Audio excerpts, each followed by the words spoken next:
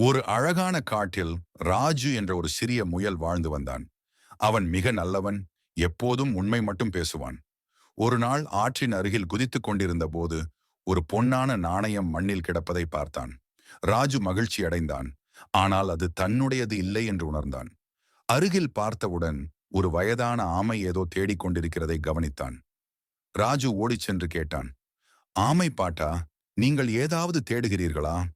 ஆமை ஆழ்ந்த நிசப்தத்தில், ஆமாம் குழந்தா, நான் என் பொன்னான நாணயத்தை இழந்துவிட்டேன். இது என் பாட்டியார் கொடுத்த நினைவுச் சின்னம்.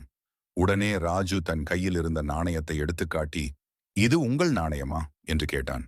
வயதான ஆமை மகிழ்ச்சியுடன் சிரித்துக்கொண்டே, நீ மிகவும் நேர்மையான முயல், எப்போதும் உண்மையாயிரு, நல்லவை உன்னிடம் வந்து சேரும் என்று ஆசீர்வதித்தது.